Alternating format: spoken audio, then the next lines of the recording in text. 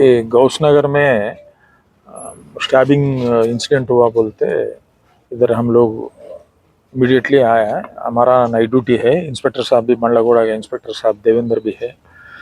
आते उसको immediately shift करा हॉस्पिटल को। ब्रॉड डेड है उन्होंने। वो दोस्ताना में लड़ाई हो के ऐसा इंसिडेंट हुआ है। उन्होंने मोहसिन है उसका नाम, डिसीज्ड पर्सन का नाम। और ये 3 जने हैं वो लोग फ्रेंड्स, फरहाद और आमिर बोल के।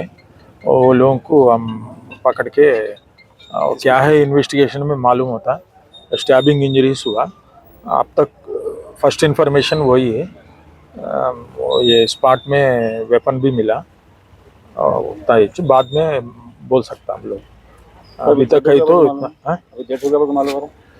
अभी जस्ट एक आधा घंटा पहले मालूम। सर ये गांजा और अल्कोहल के इन्फ्लुएंस में हुआ नहीं, वो मालूम करने के बाद बोलता है, ऐसा नहीं बोल सकता हम लोग। प्रीवियस में इन लोगों के ऊपर कुछ केसेस थे जो हमारे वो मालूम करके बोलता हम लोग।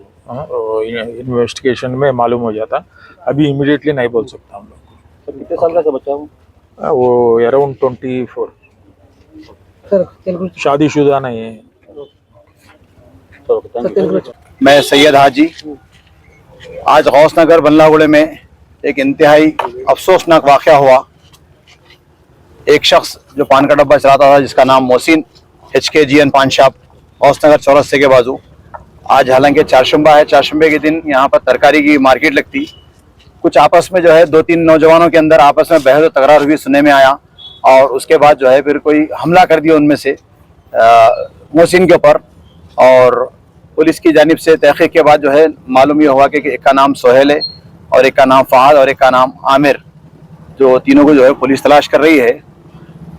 अब ये किस बात पे झगड़ा हुआ इसकी तहकीक तो नहीं हो सकी, लेकिन मालूम ये हुआ कि चारों के चारों आपस में मिलने जुलने वाले हैं।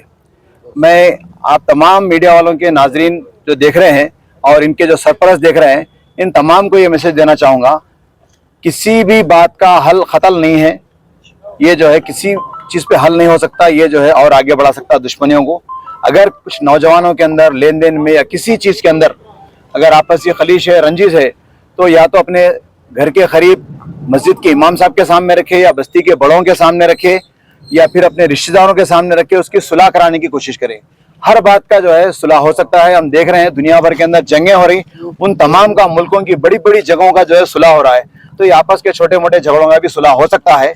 तो लिहाजा मैं तमाम देखने वाले और खुसूसन सरपरस्तों से कहूँगा कि 18 साल के आसपास के जो नौजवान हैं आपके बच्चे, उन पर कड़ी नज़र रखिए। रातों में कहाँ जा रहे हैं, कहाँ बैठ रहे हैं, कैसा शौक कर रहे हैं, क्योंकि एक बेहतरीन तजुर्बा यह है कि आपको मेरे को अगर मेरे बच्चे की इंक्वायरी करना है तो मैं उसके फ्रेंड सर्कल की इंक्वायरी करूँ कि कैसे फ्रेंड सर्कल के अंदर बैठ रहा है। तो लिहाजा जो है हम बड़े जो है अपने बच्चों की सरपरस्ती करेंगे तो ये जो है ना मुश्किलें नहीं आएंगी। जिसका मर्डर हुआ वो एक आदमी का हुआ।